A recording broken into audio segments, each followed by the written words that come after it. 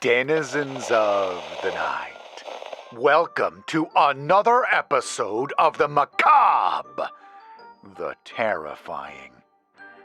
Tonight, we shall hear a classic story that feels as if it were plucked right out of the Twilight Zone.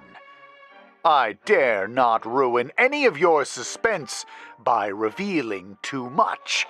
I shall simply allow our author to masterfully guide us through his story. This is The Damned Thing, written by Ambrose Bierce.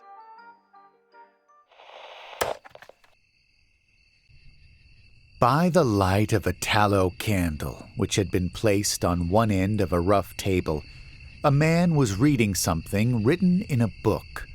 It was an old account book, greatly worn, and the writing was not, apparently, very legible, for the man sometimes held the page close to the flame of the candle to get a stronger light upon it.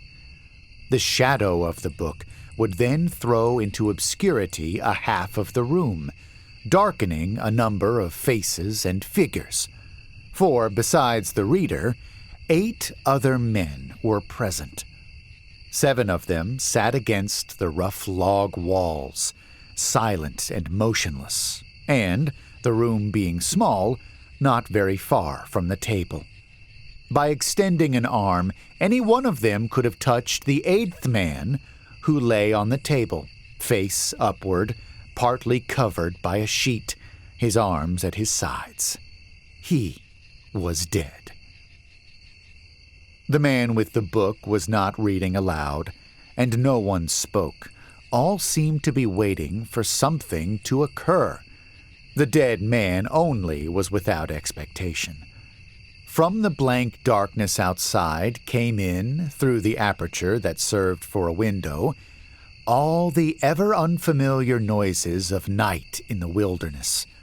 The long, nameless note of a distant coyote, the stilly, pulsing thrill of tireless insects in trees, strange cries of night birds, so different from those of the birds of day, the drone of great blundering beetles, and all that mysterious chorus of small sounds that seem always to have been but half heard when they have suddenly ceased, as if conscious of an indiscretion.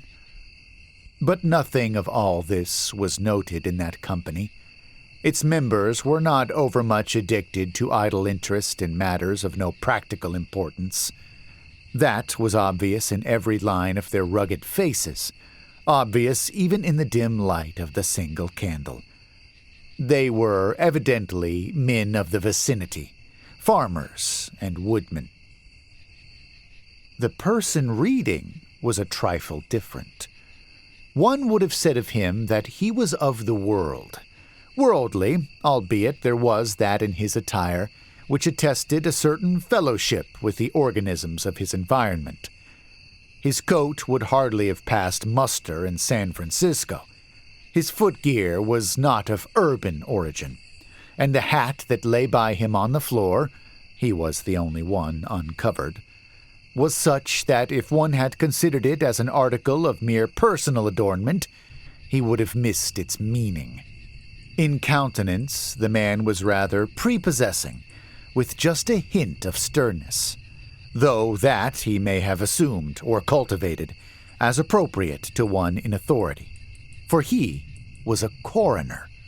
It was by virtue of his office that he had possession of the book in which he was reading.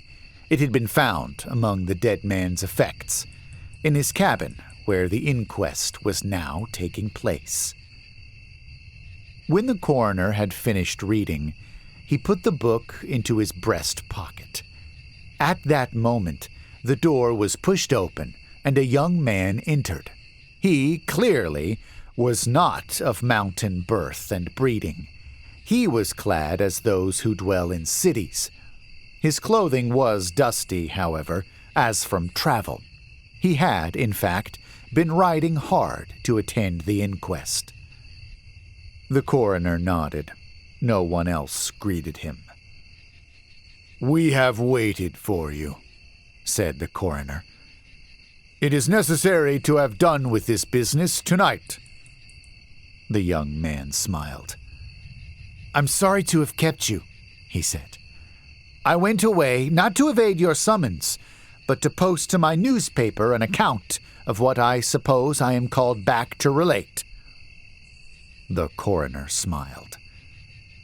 "The account that you posted to your newspaper," he said, "differs probably from that which you will give here under oath." "That," replied the other, rather hotly and with a visible flush, "is as you choose. I used manifold paper and have a copy of what I sent. It was not written as news, for it is incredible, but as fiction. It may go as a part of my testimony under oath." "But you say it is incredible." "That is nothing to you, sir, if I also swear that it is true." The coroner was apparently not greatly affected by the young man's manifest resentment. He was silent for some moments, his eyes upon the floor. The men about the sides of the cabin talked in whispers, but seldom withdrew their gaze from the face of the corpse. Presently, the coroner lifted his eyes and said, "We will resume the inquest." The men removed their hats. The witness was sworn. "What is your name?" the coroner asked. "William Harker." "Age?" 27. "You knew the deceased, Hugh Morgan?" "Yes." "You were with him when he died?" "Near him." "How did that happen? Your presence, I mean." "I was visiting him at this place to shoot and fish. A part of my purpose, however, was to study him and his odd, solitary way of life. He seemed a good model for a character in fiction. I sometimes write stories." "I sometimes read them." "Thank you." "Stories in general, not yours." Some of the jurors laughed. Against a somber background, humor shows highlights. Soldiers in the intervals of battle laugh easily, and a jest in the death chamber conquers by surprise. "Relate the circumstances of this man's death," said the coroner. "You may use any notes or memoranda that you please." The witness understood. Pulling a manuscript from his breast pocket, he held it near the candle, and, turning the leaves until he found the passage that he wanted, began to read. "The sun had hardly risen when we left the house. We were looking for quail, each with a shotgun, but we had only one dog. Morgan said that our best ground was beyond a certain ridge that he pointed out, and we crossed it by a trail through the chaparral. On the other side was comparatively level ground, thickly covered with wild oats. As we emerged from the chaparral, Morgan was but a few yards in advance. Suddenly, we heard, at a little distance to our right and partly in front, a noise as of some animal thrashing about in the bushes, which we could see were violently agitated. "We've started a deer," I said. "I wish we'd brought a rifle." Morgan, who had stopped and was intently watching the agitated chaparral, said nothing, but had cocked both barrels of his gun and was holding it in readiness to aim. I thought him a trifle excited, which surprised me, for he had a reputation for exceptional coolness, even in moments of sudden and imminent peril. "Oh, come," I said. "You're not going to fill up a deer with quail shot, are you?" Still, he did not reply, but, catching a sight of his face as he turned it slightly toward me, I was struck by the pallor of it. Then I understood that we had serious business on hand, and my first conjecture was that we had jumped a grizzly. I advanced to Morgan's side, cocking my piece as I moved.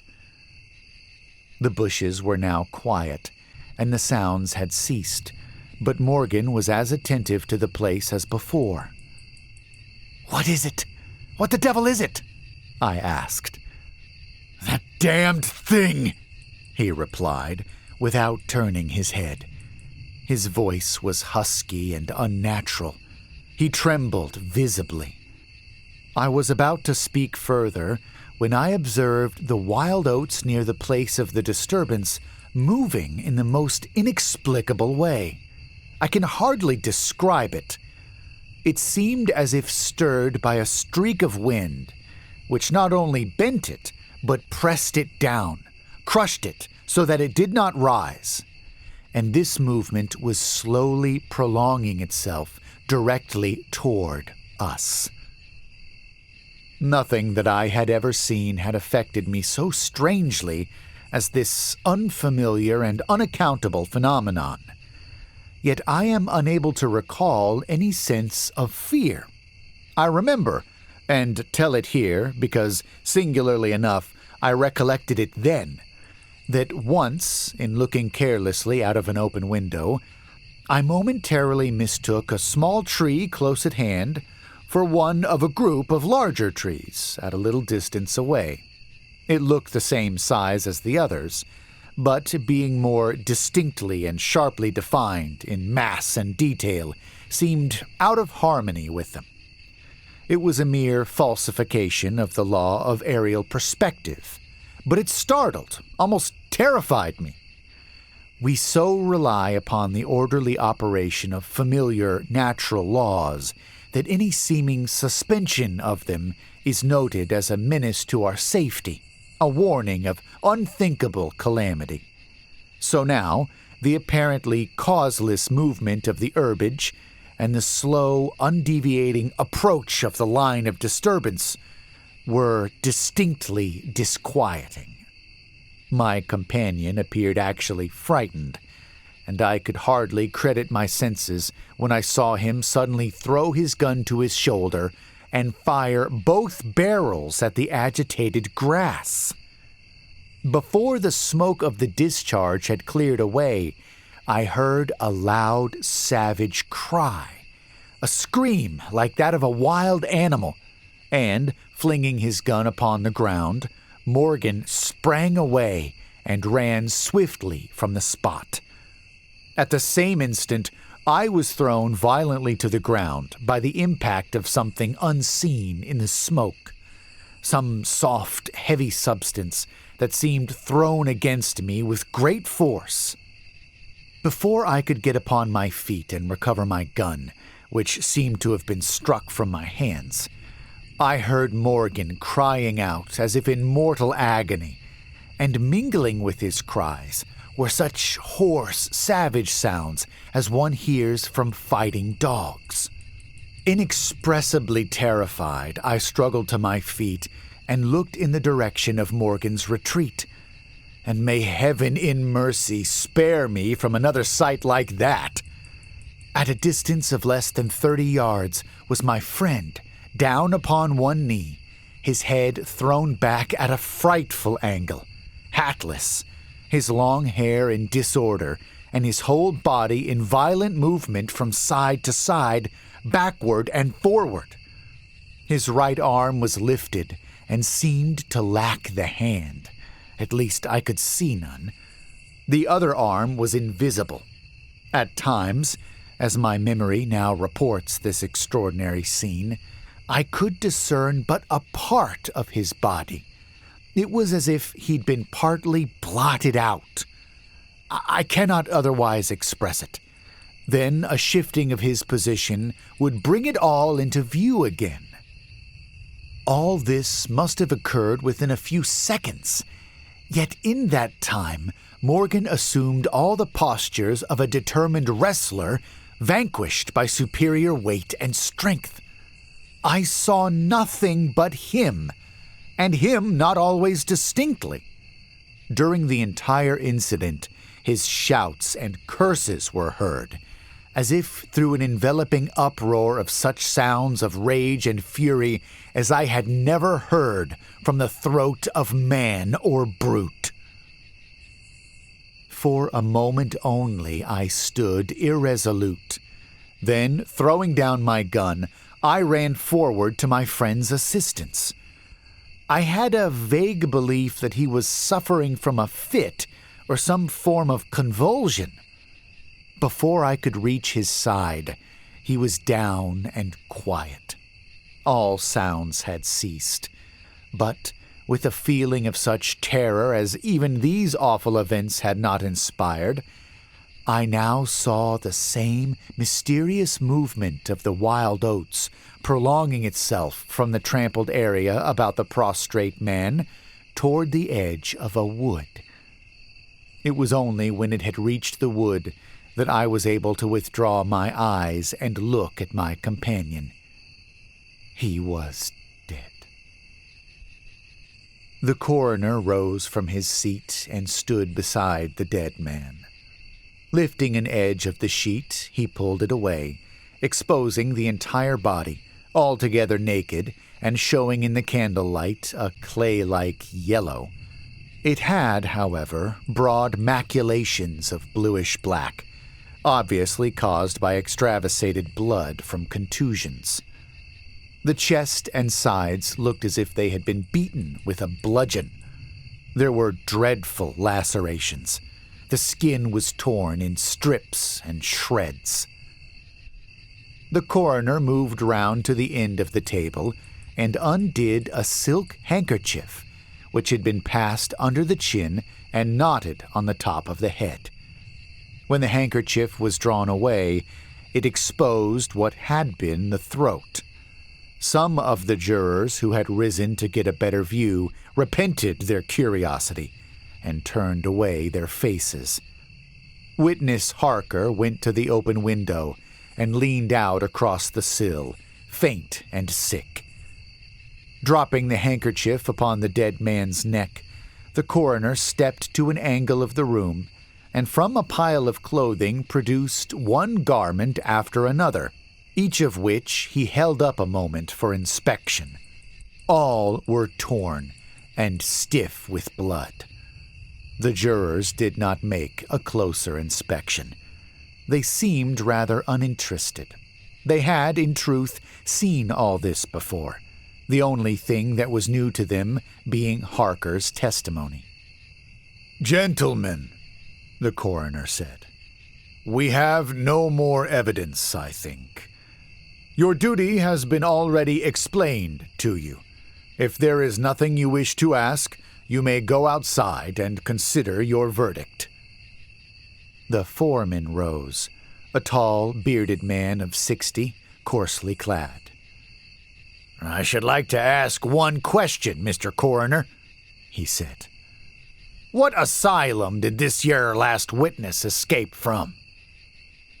"Mr. Harker," said the coroner, gravely and tranquilly. "From what asylum did you last escape?" Harker flushed crimson again, but said nothing, and the 7 jurors rose and solemnly filed out of the cabin. "If you've done insulting me, sir," said Harker, as soon as he and the officer were left alone with the dead man, "I suppose I'm at liberty to go?" "Yes." Harker started to leave, but paused with his hand on the door latch. The habit of his profession was strong in him, stronger than his sense of personal dignity. He turned about and said, "The book that you have there, I recognize it as Morgan's diary. You seemed greatly interested in it. You read in it while I was testifying. May I see it? The public would like—" "The book will cut no figure in this matter," replied the official, slipping it into his coat pocket. "All the entries in it were made before the writer's death." As Harker passed out of the house, the jury re-entered and stood about the table on which the now covered corpse showed under the sheet with sharp definition. The foreman seated himself near the candle, produced from his breast pocket a pencil and scrap of paper, and wrote rather laboriously the following verdict, which with various degrees of effort all signed. We, the jury, do find that the remains come to their death at the hands of a mountain lion. But some of us thinks, all the same, they had fits. In the diary of the late Hugh Morgan are certain interesting entries, having, possibly, a scientific value as suggestions. At the inquest upon his body, the book was not put in evidence. Possibly the coroner thought it not worthwhile to confuse the jury. The date of the first of the entries mentioned cannot be ascertained. The upper part of the leaf is torn away. The part of the entry remaining is as follows. Would run in a half circle, keeping his head turned always toward the center, and again he would stand still, barking furiously. At last, he ran away into the brush as fast as he could go. I thought at first that he'd gone mad, but on returning to the house, found no other alteration in his manner than what was obviously due to fear of punishment. Can a dog see with his nose? Do odors impress some olfactory center with images of the thing emitting them? September 2nd. Looking at the stars last night as they rose above the crest of the ridge east of the house, I observed them successively disappear from left to right. Each was eclipsed but an instant, and only a few at the same time. But along the entire length of the ridge, all that were within a degree or two of the crest were blotted out. It was as if something had passed along between me and them, but I could not see it, and the stars were not thick enough to define its outline. I don't like this. Several weeks' entries are missing, 3 leaves being torn from the book. September 22nd. It has been about here again. I find evidences of its presence every day. I watched again all of last night in the same cover, gun in hand, double charged with buckshot. In the morning, the fresh footprints were there, as before. Yet I would have sworn that I did not sleep. Indeed, I hardly sleep at all. It is terrible, insupportable. If these amazing experiences are real, I shall go mad. If they're fanciful, I am mad already. October 3rd. I shall not go. It shall not drive me away. No, this is my house, my land. God hates a coward. October 5th. I can stand it no longer. I have invited Harker to pass a few weeks with me. He has a level head.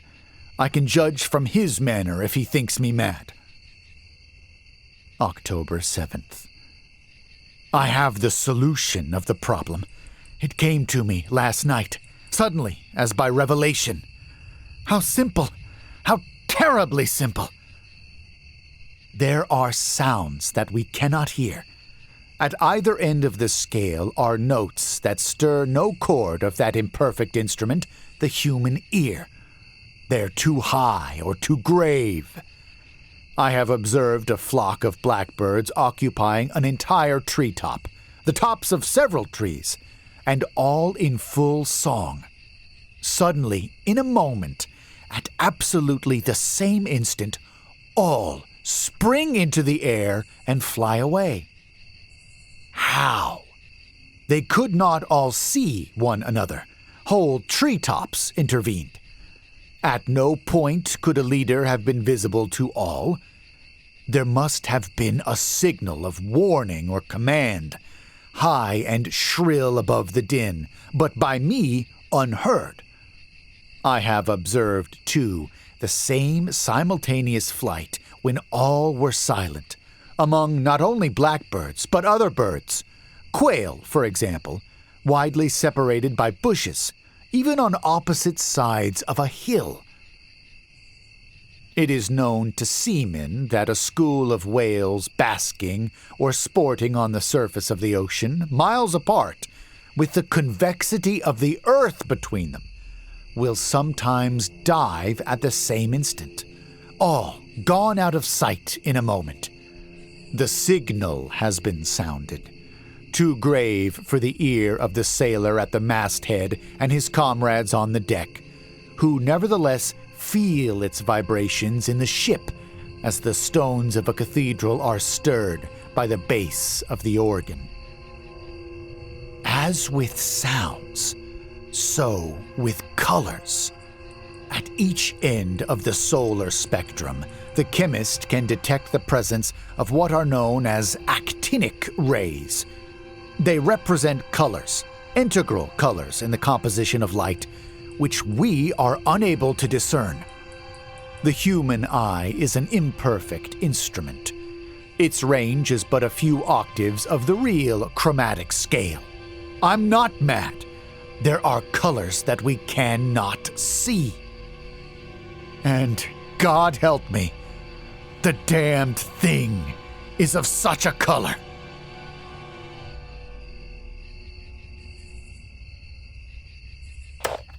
You are now exiting the Twilight Zone. Ha! Was I right or was I right? And get this. This story was published in December of 1893. You and I are steeped in the horror genre. We have short horror and long horror, analog horror and audio horror. Thank you for listening, by the way. We're so curated now, you can even specify which type of horror you like. Creature feature, liminal, backwoods, park ranger. Audiences in 1893 were not so familiar with the genre. Can you imagine how badly this must have freaked out some farmers and teenagers? Perhaps especially teenage farmers, since working children was still depressingly in vogue back then. If you enjoyed this story, please check out more classics in the playlist appearing on your screen. Please also leave a like on this video and subscribe to hear more stories like this one. Whatever you do, make sure to carry your dye packs or a glitter bomb to foil any ultraviolet creatures. And don't fall asleep.